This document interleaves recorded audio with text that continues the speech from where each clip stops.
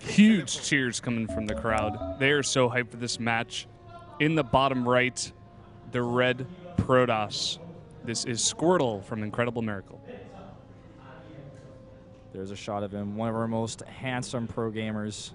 Always love what he does to his hair. Makes it work. My mic's having some trouble, but looks like it's back to normal now. It's the top left. His opponent, often nervous, very talented though. It's Terror, and gets a lot of cheers from the crowd despite being a relatively unknown Korean Zerg. Yeah, one thing to note actually, when we first had these teams announced, that Prime actually got more cheers than Incredible Miracle did. Yeah. And I think a lot of people know that this team is the underdog, and people love to root for the underdog. They really like to see the team that looks weaker do well in their first debut. It makes a great story. And that's something that you have from Prime all the time with the underdog, the young player Maru. You know, you have Marine King back in the day when he was playing under the ID Boxer, when he played against an ST in the finals. That was his, moment to be the underdog. He didn't win. But it was an incredible finals. It was an incredible story just to see somebody who looked up to a hero, Boxer for him, even named himself in IDs after him, and to just have that success story in that season. Yeah, it's just so cool to actually see so many of these young players come out of this Prime team, and I really hope that Terror gets his nerves under control, gets that experience in the booth, and really becomes a really good player in this Pro League season, starting the Hatch right now. Hatch going down versus quick gateway from Squirtle. We'll see if he follows up with the Nexus before core, as we've been seeing people do today. And here comes that Probe Scout. Yeah, coming in here, starting with the gateway. Does not have the forge down, but Terror is going to have to at least be careful here. Terror lost his first ever televised match to a cannon rush that he scouted.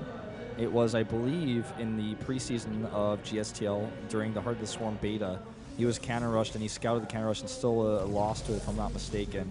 And that's just something that, if you know that about him, you can try to exploit and mess with him with. But this is just a fake. We see this all the time because as a Zerg player right now, you want to hatch first if you can, or at least get an early hatchery, and you never know if it's a Forge expand or a Gateway expand if you don't drone scout. So you have to pull that drone down. You have to be safe. Yeah, and Terror not really losing much mining time, only pulling one extra drone down. I mean, he has to assume that Squirtle has watched a bunch of his games and saying, okay, maybe he's just trying to trick me here, and he was. So good on Terror for identifying that. Squirtle now just getting all of his buildings up, starting the Nexus as well as the Cybernetics core. Coming in here, the Probe is still in the base. Yeah, Probe lurking around, stealing some minerals. Here's a shot of our beautiful Nexon studio here, the Nexon Arena. You can see you've got big faces up next to our beautiful giant screen that we have over our heads behind us. I'm jealous I can't look at it behind us. It hurt my neck too much, or I'd do it. I did it, man. I suffered the consequences. My neck is hurt. It's feeling it now. Got to be careful about that, man. We've got some nice models in front of us. Just look at those for now. But yeah, seriously, we mentioned it a few times already, but if you guys are in Seoul or you're visiting or you live nearby, or even if you live in Busan or you live in Jeju and you want to come down here and check out the studio, I highly recommend it. It's a great studio. Entrance is free. We've got 2 whole floors of seating.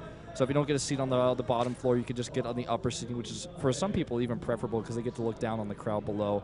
Really nice setup here. I enjoy casting here quite a lot. Yeah, and not even just about watching the Pro League games, but you guys could possibly get free pizza. You could possibly get free pizza. That is absolutely true. We see this happen all the time in Korea. It's very very common for a winning team to buy pizza for players or people at the studio, sometimes for opposing teams just to make fun of them. Oh, upside down. Upside down. Zerg fighting. Suffer the embarrassment. Nah, I'm sure he's okay. That's just one of those things, it happens to all of us. At least he didn't wear his shirt backwards. That's one of the more embarrassing ones. Especially when someone points it out in front of your crush. Oh, that's the worst. You're like sitting in high school class and someone points out that your shirt is backwards in front of this girl that you love, like. So I'll tell you a quick story. We have a Stargate coming up here for school, as you might have expected, but I remember I was in 11th grade. I was a sophomore in high school, and I bought this new shirt because You know, I was trying to change the clothes I was wearing, and I was really tired I stayed up really late the night before studying for a test, and I was so happy to wear my shirt. It was Friday, and I wore my shirt to my first period class, and the girl I liked was in the class, and I walked up to the board to answer one of the questions, and I had my tag for the shirt on in the shirt, and the girl that I liked was like, well, if you didn't take the tag off your shirt, she said it in front of the whole class, and I was like, no! That's one of the worst stories that could ever happen. That's just like a classic story of really bad embarrassment. Like, I don't think I could have told it any worse, man. That's pretty bad. Just, you know, I'm totally comfortable telling you guys this story, but you just got to take your tags off. If you know it fits you, just take the tag off. There's no reason to keep it on. Just be careful. Tags aside, I want to talk about hashtags in Twitter for a moment. Make sure you guys are tweeting about this tournament, and also I'm trying to make hashtag SPL a thing. So when you tweet about this tournament, make sure you hashtag SPL so that people can follow that. This Oracle is going to get some damage done. The Sport Crawler is not ready. The Queen comes out, and so the Sport chased away, but 3 kills. Yeah, 3 kills. Squirtle doing a little bit of juking and jiving in there, trying to go in and get one more, but decides to go out and save some of that health there, spawning in some more of those units, and starting a Robo, as well as +1. Robo coming along here pretty quick, and with that, he can take a very safe expand. Burrow being researched here by Terror, just to give him that extra safety. And in the new patch, Burrow movement roaches do go a lot faster, so that Burrow can help you out more than it would have perhaps before the patch, depending on what he wants to do with it. And there's the third base going down. With the Robo on the way, the Robotics Bay, he's going to have Colossi to support this. The safest way you can take the third base, and that's generally how Squirtle's been playing. Yeah, Squirtle very safe out of him, starting that Robotics Bay, as you were saying, as well as taking that third base. Almost halfway done on that +1. Only getting an Oracle and a Void Ray out here, getting a nice Revelation out of there, out of his Oracle there on that second base. Yeah, actually it tells him a lot of information. You know, how far along the research is on the +1 missiles, also, you know, the Burrow movement, and just gives him a little bit of extra vision. That probe's picked off, a little bit annoying, but he's not going to get anything else done here. Terror just, again, juking and jiving his Zerlings in there. Did not see that fourth base go up just yet, but he does have that Oracle around. You know, that Oracle with the Spore Crawlers up and the Queens around is kind of dangerous to try to go for anything. So just getting those Revelations and using it to fly around. It is pretty fast, relatively fast, able to fly around and get that information. Also having this Void Ray out was used to clear out some of those Overlords, but now probably going to force a cancel on this fourth. It's going to be close if the Queens come down, and he doesn't send them down, so he's definitely have to cancel. He's going to wait till the last second, but this is a great utility that you get from having a Void Ray out this early, because not only can he do this, but at the same time, as soon as the Queens come out, he can start to pick off creep tumors as well with the Observer they just got out. So this is a great little combo here. And you know, he can actually, with the help of the Oracle, take out this Queen and then maybe get the hatchery as soon as the overcharge is up again. Not going to do it, though. Not quite able to take out that hatchery. That fourth is probably going to go up, and a lot of Squirtle's play has been just trying to get these little ticks, little advantages on his opponents, but now he has to be careful. A huge Roach Push coming across, actually. Yeah, and this is with Burrowed Roach movement. Huge Roach Push coming across. Bird Roach movement is about to finish. Something we didn't really talk about just yet, which will allow him to go under force fields, but not just yet. Good force fields going down here. The Roach is just trying to stream through. He needs a few more seconds for that Burrow movement to finish. Without it, he's not going to be able to continue the attack, and the hatchery will fall. Meanwhile, and a nice time warp going down there, as well as the Photon Overcharge. He is going to come in here. Very nice. Force fields going down. The Colossi in the back also. The Colossus in the back doing so much damage. So is that Immortal. He needs to make sure he's targeting on the Roaches. The third base, though, definitely will fall if he continues to target it, and so far he does. Will it actually fall, though? 150 hit points left. It does survive. 194, I should say, but still. And huge force field there, not allowing the Roaches to get close enough. At the same time, the Void Ray was taken down in that fourth.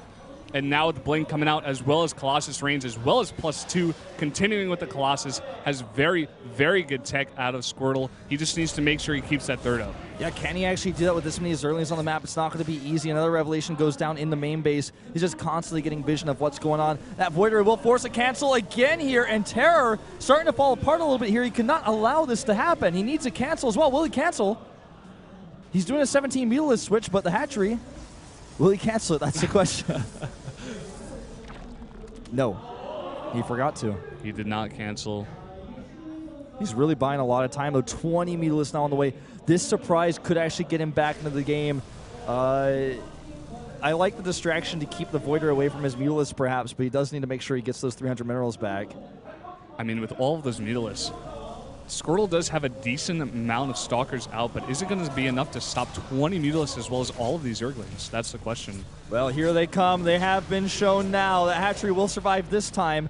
5 more Mutalisks on the way. He clears up that Oracle as well. This is so many Mutalisks, so many gates being added, 3 cannons as well. Can Squirtle deal with the pressure here? This is so many Mutas, and the Colossi aren't going to help.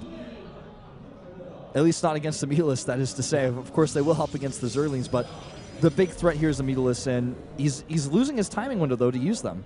Yeah, he's losing it. They were spotted. He did use them to take out the Void Ray, and now just trying to push forward and then just coming back a little bit. Not doing any harass here. A lot of cannons going down for Squirtle at the same time. And I don't think Terror would be good to attack straight on here. He's got to at least do some poke damage here first and do some kind of switch. What I would like to see him do is swing around the natural with his Mutalisk like he's doing right now.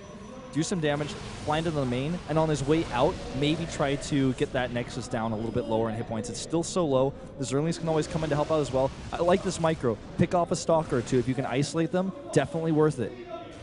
Yeah, if he can bait like a really forward blink out of Squirtle also, that would be really nice. He has a sizable amount of Zerglings and is continuing to build war. Actually, look at that. A little bit of a mistake there, starting that hatchery a little too far forward. One square there over to the right, so canceling that, noticing that at least, and restarting that. That is his 5th now.